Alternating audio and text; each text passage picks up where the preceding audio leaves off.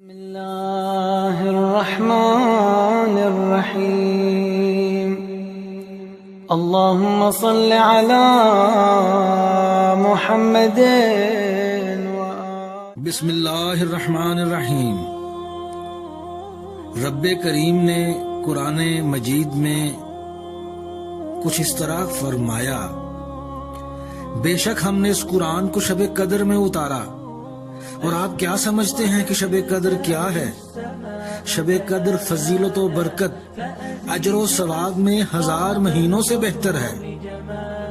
اس رات میں فرشتے اور جبرائیل اپنے رب کے حکم سے خیر و برکت کے ساتھ ہر امر کو لیے اترتے ہیں۔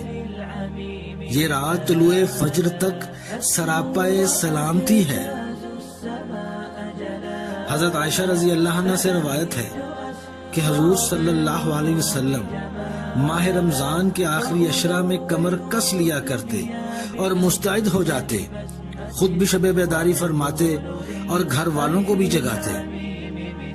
حضرت ابن عباس رضی اللہ عنہ سے روایت ہے کہ حضور صلی اللہ علیہ وسلم نے فرمایا کہ شب قدر کو رمضان کے آخری عشرے میں تلاش کرو، بلکہ جب رمضان کی 9، 7 یا 5 راتیں باقی رہ جائیں، بس انہی میں سے کوئی شب قدر ہے۔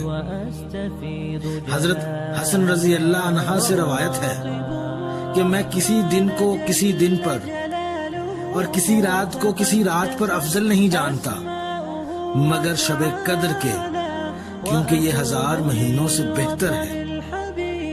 حضرت عائشہ رضی اللہ عنہ کے سوال کے جواب میں حضور صلی اللہ علیہ وسلم نے فرمایا کہ اگر تم شب قدر کو پاؤ تو اللہ سے مانگنا، اے اللہ تو معاف کرنے والا ہے، معافی کو پسند کرتا ہے، لہٰذا تو ہمیں معاف کر۔